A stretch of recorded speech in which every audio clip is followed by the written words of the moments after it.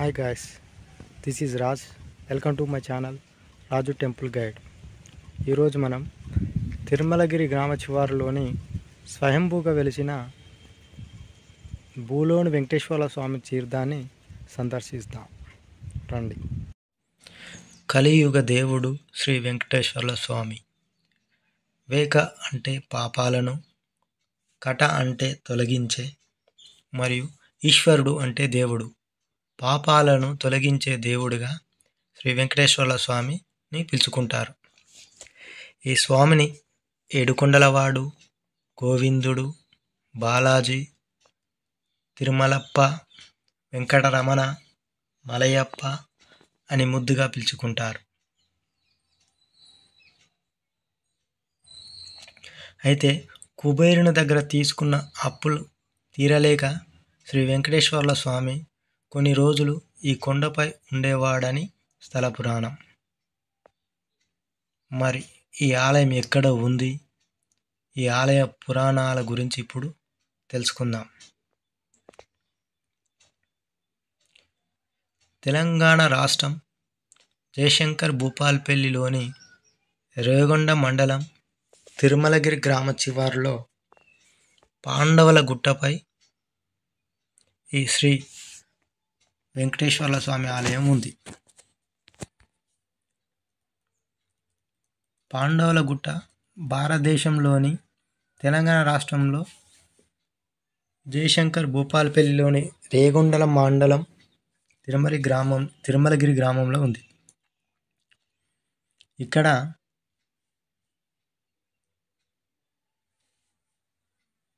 పాండవులు నిర్ణీత కాలం పాటు వనవాసం గడిపారు. ఇది వరంగల్ నుండి 53 కిలోమీటర్స్ అండ్ హైదరాబాద్ నుండి 195 కిలోమీటర్స్. వరంగల్ మహదేవ్పూర్ జాతీయ రహదారి, అలాగే రేగొండ నుండి 5 కిలోమీటర్స్ దూరంలో ఉత్తర దక్షిణ దిశల్లో నడుస్తున్న కొండ గొలుసులను పాండవుల గుహలని పిలుస్తారు. ఈ కొండపైనే శ్రీ భూగులు వెంకటేశ్వర స్వామి ఆలయం ఉంది.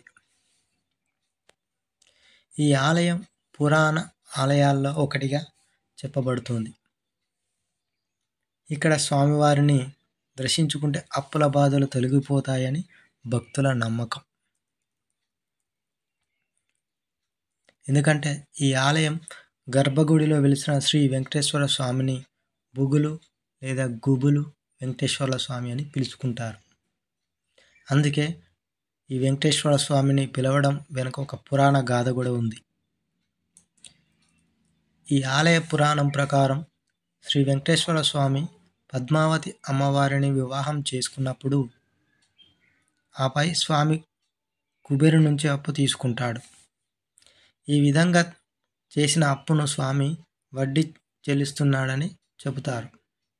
అయితే తీసుకున్న అప్పు తీర్చలేక స్వామి ఇక్కడికి వచ్చినట్లు స్థల పురాణం చెబుతోంది. అందుకే ఇక్కడ స్వామిని భూగులు వెంకటేశ్వర స్వామి అని పిలుస్తారు. భూగులు అంటే ఆందోళన అని అర్థం.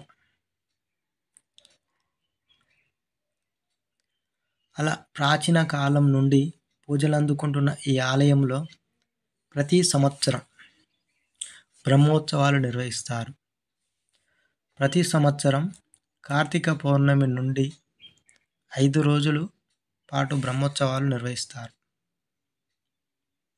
అంతేకాదు శ్రీ వెంకటేశ్వర స్వామి అప్పుల బాధ నుండి బయటపడేందుకు ఇక్కడ తపస్సు చేసినందున ఇక్కడి స్వామివారిని దర్శించుకుంటే అప్పుల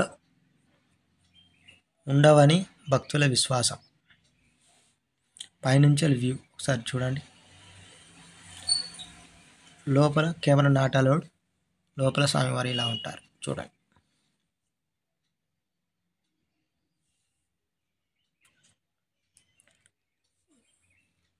గండ దీపం స్వామివారి పైన గుట్ట పైన గండ దీపం పెడతారు.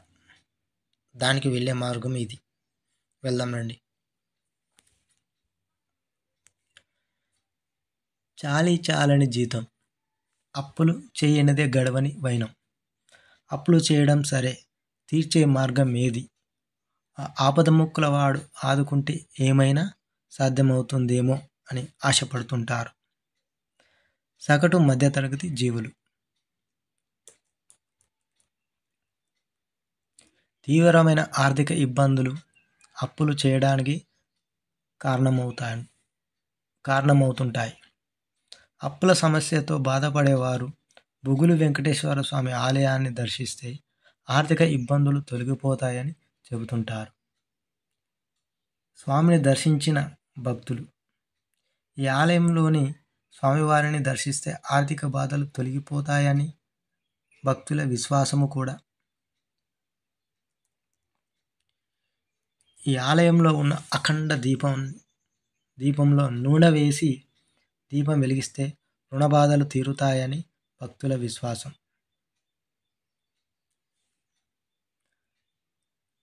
మన అవసరానికి అప్పులు చేసి దేవుడు తీరుస్తాడని ఆయన మీద భారం వేస్తే ఎలా అని తీరుతాయని కొంతమంది ఆలోచన కూడా కలుగుతుంది.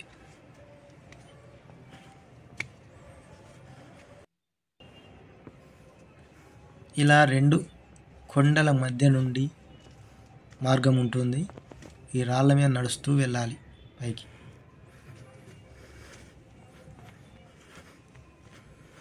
పురాణాల ప్రకారం వెంకటేశ్వర స్వామి తన వివాహాన్ని అంగరంగ వైభవంగా జరుపుకోవడం కోసం కుబేరుని వద్ద అప్పు తీసుకుంటారు. అయితే ఆయన కూడా తాను చేసిన అప్పులు తీర్చే మార్గం ఏమిటా అని ఆలోచిస్తూ గుబులు చెందుతాడు. ఆ బాధతో పాండవుల గుట్టకు వచ్చి ఇక్కడ గుహలో తపస్సు చేశారని పురాణాలు చెబుతున్నాయి. ఆ విధంగా ఇక్కడ వెలిసిన వెంకటేశ్వరుని గుబులు వెంకటేశ్వర స్వామి అని పిలుస్తారు. కనిపించేటివే పాండవ గుట్టలు. పైన చూడండి. ఇక్కడ పాండవులు కొంతకాలం పాటు వనవాసం గడిపారని చెబుతారు. ఈ గుట్టను పాండవుల గుహలని, పాండవుల గుట్టలని, కొండలని కూడా పిలుస్తారు. మహాభారతంలోని పాండవుల కథ ఒక బండరాయిపై ఉంచడం వల్ల ఈ పేరు వచ్చిందని. మొక్కుబండ, ముసగుబండ, పాడి పర్వతం, శక్తి పర్వతం, జ్యోతి పర్వతం, పులి పర్వతం, అబ్దుల్ నాదుల గుహ, ఎదురు పాండవులు, కుంతీదేవి, పంచపాండవులు మొదలైన పేర్లతో వీటిని పిలుస్తారు. పూర్వకాలం నుండి మధ్యయుగ కాలం వరకు ఇక్కడ ఈ గుట్టలు ఏర్పడ్డాయని స్థానికులు చెబుతున్నారు.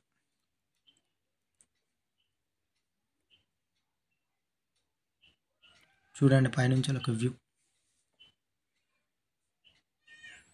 ఆ దూరాన కనిపించేది గండదీపం. ఎగ్జాక్ట్లీ ఆ గండదీపం కింద స్వామివారి విగ్రహం ఉంటుంది గుహలో.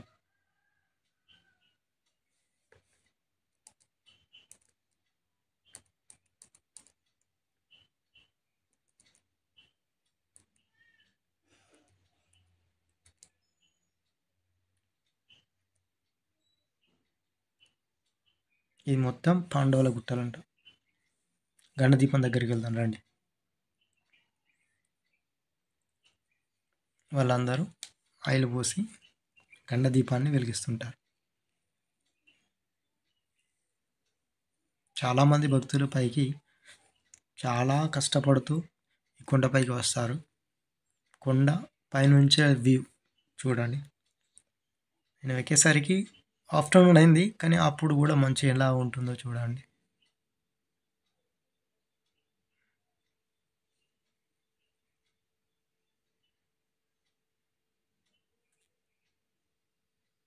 చుట్టూ కొండలు, పచ్చని ప్రకృతి, మధ్యలో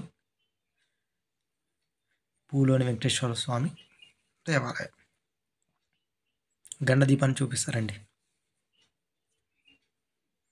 ఇది ఆ గండదీపం. ఈ గండ దీపంలో నూనె పోసి భక్తులందరూ వెలిగిస్తారు. మళ్ళీ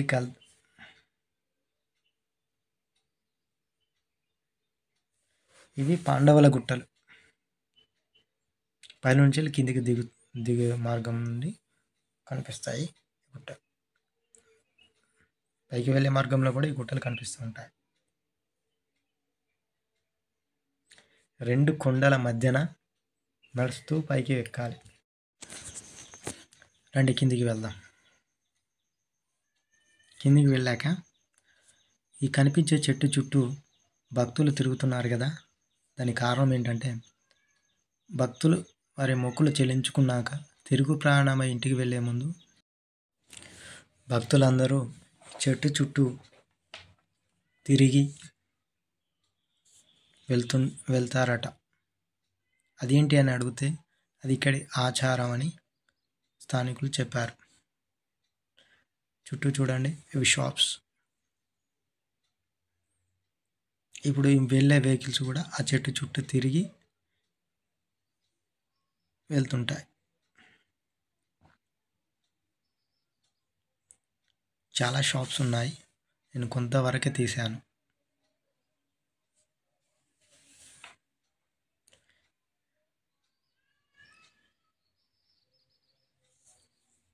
మొక్కులు చెల్లించుకున్న భక్తులు ఈ షాప్స్లో వాళ్ళకు కావాల్సిన వస్తువులు తీసుకొని ఇంటికి వెళ్తుంటారట.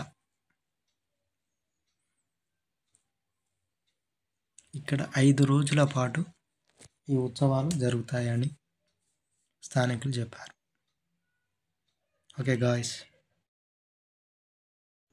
మళ్ళీ మరొక ప్రసిద్ధి చెందిన పుణ్యక్షేత్రం వీడియోతో కలుద్దాం. అంతవరకు చూస్తూనే ఉండండి మీ రాజ్.